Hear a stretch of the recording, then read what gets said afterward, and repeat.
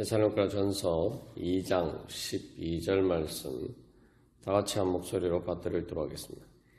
이는 너희를 부르사 자기 나라와 영광에 이르게 하시는 하나님께 합당히 행하게 하려 함이라. 아멘. 하나님께서는 우리를 하나님 나라의 영광으로 부르셨습니다. 그래서 이제 우리의 인생과 삶의 기준, 즉 우리가 인생길을 걸어가는 그러한 이정표는 바로 하나님 나라의 영광이 되어야 됩니다. 그래서 영광이 무엇이냐라고 했을 때에 바로 하나님 나라의 영광이 무엇입니까? 그것은 예수 그리스도의 구속의 은혜를 통해서 주시는 바로 부활과 영생의 영광입니다. 그리고 하나님 나라의 시민권으로서 가진 그러한 영광입니다.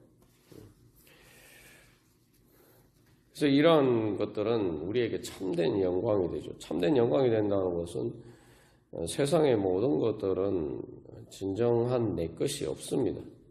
다 내 것이라고 하지만, 내 소유라고 하지만 시간이 지나가면 결국은 잃어버리게 되고, 우리가 죽음의 순간에 이르게 되면은 결국 그 모든 것은 우리가 반납하고 떨어야 됩니다. 그렇기 때문에 세상에서 우리가 누리는 모든 것들은 다 빌려 쓰는 것이나 마찬가지입니다. 그렇기 때문에 세상에 그 어떤 것도 진정한 내 것이 없습니다. 그러나 하나님께서는 우리에게 영원한 우리의 기업을 주셨어요. 그것이 바로 하나님께서 우리에게 주신 영생의 생명입니다. 하나님께서 우리에게 주신 영생의 생명은 우리에게 영원한 기업이고, 또 우리가 하나님 나라 백성이 되고, 또 하나님 나라에서 우리가 내 몫을 가지게 되는 것은 영원히 우리가 누릴 수 있는 진정한 의미에서 내 것입니다. 그래서 내 것이라고 막 자랑했는데 사실은 내 것이 아니었다. 내가 빌려 쓰는 것이었다. 이런 것들이 이제 이런 것들이 드러나면은 부끄럽게 되겠죠. 그래서 여기서 이제 우리가 영광이라고 생각할 때, 진짜 내가 어떤 영광을 추구하면서 살아가느냐. 결국 사람들은 자기가 영광스럽다고 생각하는 것을 자기 삶의 목적과 기준으로 놓고 살아갑니다. 그리고 그 영광과 반대되는 부끄러운 것들은 내가 피하고 그것들은 싫어하게 되죠. 그래서 여기서 우리가 생각해 보면은 이 세상 영광을 추구한다 그러면은 바울도 마찬가지고 데살로니가 교회 교인들도 마찬가지고 예수님을 제대로 믿을 수가 없겠죠. 예수님 믿는 것 때문에 핍박과 환난을 당하고 세상에서 영광을 얻는 것이 아니라 오히려 부끄럽게 되는데 그것이 무슨 영광이냐 이렇게 생각할 수가 있겠죠. 그래서 이제 하나님 나라와 그 영광에 이르게 하시는 하나님께 합당하게 행한다라고 할 때는 이제 우리의 삶의 목적을 하나님 나라의 영광에 이르는 것, 하나님 나라의 영광을 얻는 것, 그것을 우리의 삶의 목적으로 놓고 추구를 해야 된다는 거죠.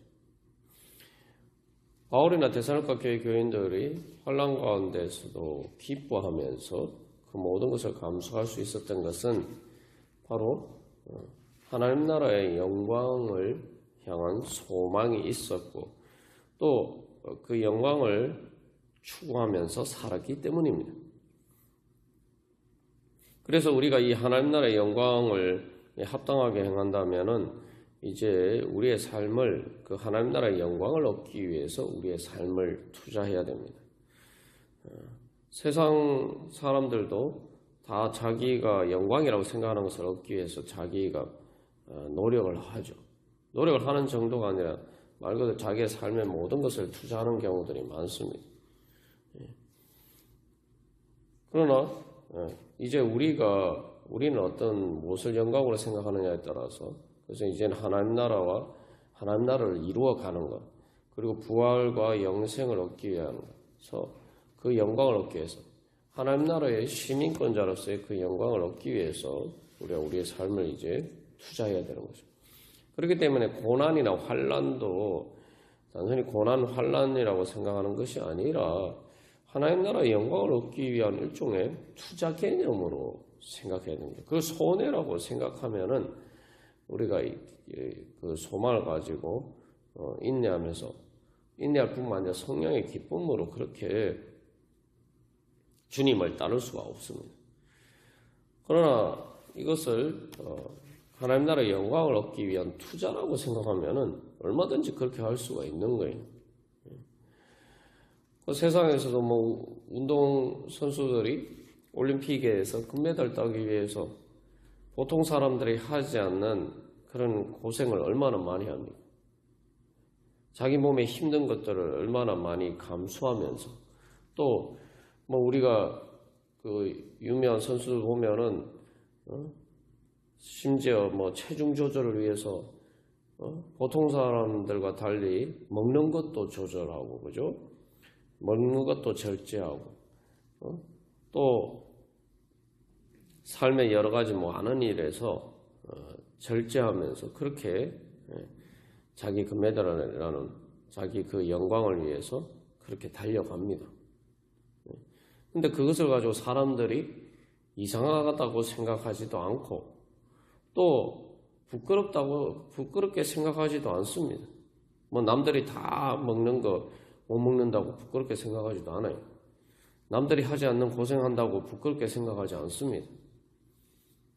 오히려 그것을 향해서 노력하는 그 자체를 영광스럽게 생각하죠. 그리고 운동선수가 아닌 사람들이 그 사람들을 봐도 그렇게 생각합니다.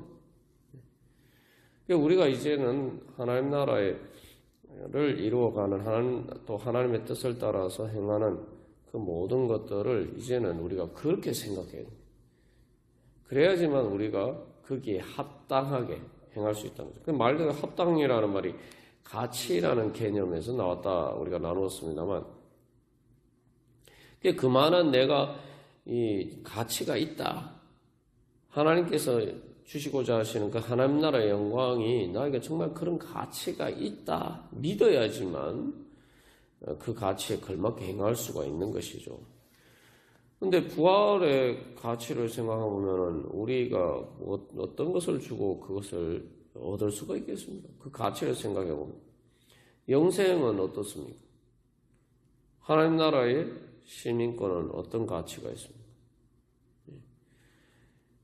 우리가 그것을 진짜 믿는다면은 우리가 그렇게 정말 무엇을 투자하고 얼마나 내가 그것을 위해서 내가 이 환난과 고난을 감수할 수 있는지 어떻게 우리가 그것을 투자 개념으로 생각할 수 있는지 우리가 알 수가 있는 것이죠. 그렇기 때문에 그게 이제 단순한 인내와 소망을 넘어서 기쁨이 되는 것입니다. 내가 그렇게 투자했을 때 확실하게 그것 영광 하나님 나라의 영광을 얻을 수 있다. 하나님께서 보장해 주시니 기쁨이 되는 거죠. 내가 당장 어디에 투자를 하는데 그 투자하기 위해서 내가 돈을 절약하고 쓸 것을 제대로 못 쓰고 그렇게 하지만 그것을 통해서 우리가 흔히 말하는 것처럼 대박을 거둘 수 있다. 그렇게 우리가 진짜 생각하면은 뭐 우리가 그걸 확신하지 않아도 소망만 가져도 막 사람들이 기뻐합니다. 우리가 정말 하나님 나라의 영광에 대해서 내가 그렇게 믿고 소망하고 그렇게 기뻐하면서 그것을 추구하고 있는가? 우리 자신 그런 부분들에 대해서 우리 자신을 점검해 봐야 됩니다. 그렇게 생각이 들어야지 하나님 거기에 합당하게 행할 수 있는 것입니다. 그래서 교회에서 양육의 과정을 통해서 우리 앞에서 자세하게 나눈 것처럼 거룩하게 되고 또 지극히 거룩한 능력을 얻는 것 그것이 정말 영광이다 라고 우리가 그렇게 믿고 추구해야 되는 것이죠. 그래서 여기서 이제 하나님 나라의 영광에 대한 개념 자체가 우리가 바뀌어야 됩니다. 하나님 나라의 영광을 또 우리가 자칫 잘못하면은 뭐 황금길, 뭐 또 찬란한 천국 이렇게 이야기하면서 자칫 잘못하면 그냥 세상의 어떤 물질적인 영광, 보통 세상 사람들도 다 영광이라고 생각하는 그런 것만 자꾸 생각하면은 우리가 이 또 하나님 나라의 영광의 가장 본질적인 부분을 놓치게 되죠. 물론 우리가 뭐 부활과 영생 또 하나님 나라 새하늘과 새 땅의 그러한 은혜들을 받을 때에 그러한 것들도 주어집니다만, 그러나 이 세상에서도 사람들이 영광을 추구한다고 할 때 그런 영광은 다 추구하죠. 근데 왜 사람들이 행복하지 않습니까? 세상의 적인 기준에서 뭐 부와 재물과 권력을 가지고 그런 때에 그럼에도 불구하고 그런 모든 것들을 세상 사람들이 영광이라고 생각하는 것들, 영광스럽게 생각하는 것들을 가지고 있음에도 불구하고 행복하지 않은 사람들이 많습니다. 내가 행복하지 않으면 그게 무슨 영광이에요? 그거 영광이 아니에요. 부끄러운 일이에요. 이 이유가 뭡니까? 가장 영광의 본질적인 그 영광이었기 때문에, 다시 말하면 영광은 빛나는 것인데 그 진짜 빛을 내는 것이 무엇이냐? 사실 우리가 세상의 영광인 것처럼 보이는 것들은 그저 하나님의 영광의 일부분은 그냥 반사하는 것 뿐이고, 때로는 그것들을 그림자거나 또 때로는 왜곡된 그런 것들이 많습니다. 그러니까 본질적으로 우리 안에 빛이 있어야 돼요. 그게 영광입니다. 그래서 빛이 뭐냐? 빛이 비치는 것이 영광이니까 그 영광을 우리가 영광에 이르려면 그 빛을 발하는, 그 빛을 비추는 그 빛의 근원을 가져야 되는 거죠. 그것이 무엇입니까? 그게 요한복음 1장에서는 예수님께서 사람들의 생명과 빛이다 이렇게 이야기하죠. 그래서 우리가 처음 나누는 것처럼 우리의 영광은 거기서 하나님이에요. 하나님 나라의 영광이 뭐냐? 하나님이 그곳에 계시기 때문에. 그래서 요한계시록에도 보면은 새 예루살렘에는 빛이 필요 없다. 왜냐하면 하나님 아버지와 어린 양 되신 예수 그리스도께서 빛이 되시기 때문에, 그 빛의 영광 때문에 다른 빛이 필요 없다. 그렇게 예언이 되죠. 그렇다면 우리가 내 영광이 뭐냐? 바로 하나님이 내 영광이 되야 돼. 우리가 결혼관계에 비추어서 이제 우리가 나눈 것처럼 결혼의 영광이 뭡니까? 예? 결혼식 때 뭐 화려한 웨딩 드레스를 입고 뭐 좋은 옷을 입어서 뭐 화려한 결혼식장에 서 있기 때문에 영광입니까? 그 모든 영광은 바로 사랑받는 영광이죠. 그리고 사랑만 받는다고 해서 결혼할 수가 있는 게 아니죠. 신부가 그 결혼식에 영광스럽게 웨딩드레스를 입고 서기 위해서는 바로 신부도 신랑을 사랑해야 돼요. 사랑받는 것만 가지고는 영광이 되지 않고 사랑해야 됩니다. 서로 사랑하는 행복이 바로 영광이죠. 상삼일체 하나님의 영광이 바로 그것입니다. 하나님의 영광이 뭐냐? 하나님의 영광은 사랑의 영광입니다. 서로 사랑하는 행복의 영광입니다. 그게 바로 또 빛이고 그것이 바로 생명입니다. 그래서 우리가 서로 사랑하는 행복 가운데 있으면은 내가 빛나게 되죠. 우리가 사랑받는 것만 가지고는 또 빛날 수가 없어요. 내가 또 사랑해야 됩니다. 그래서 서로 사랑하는 가운데 서로가 서로를 빛나게 만드는 것. 그게 영광이에요. 그리고 그 가운데에서 행복하게 사는 것, 그게 영생이죠. 하나님의 영원한 사랑의 행복 가운데 사는 게 영생이에요. 그냥 산다고 해서 영생이 아닌 거예요. 우리가 이 땅에서도 뭐 살지만 그냥 산다고 해서 그게 사는 겁니까? 행복하게 살아야지 내 생명이 정말 빛나고 진짜 살만난다, 살만하다, 우리가 그런 생각이 드는 거죠. 그것이 바로 영광입니다. 그 영광의 본질이 바로 거기에 있어요.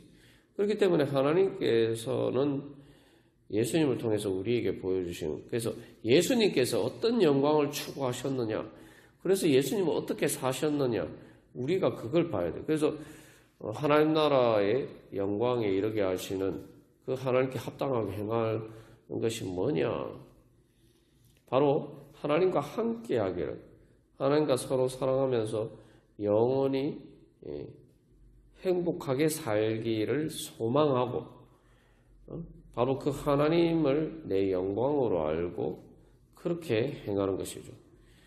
그리고 그것에 합당하게 행하기 위해서는 이제 그러면은 하나님이 그러면 어떻게 사셨느냐,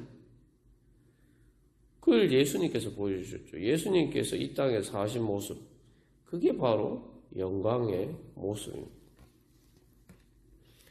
인간적으로만 보면은 뭐 예수님이 사신 모습을 보면은 그게 영광스럽다고 생각할 수가 있겠습니까?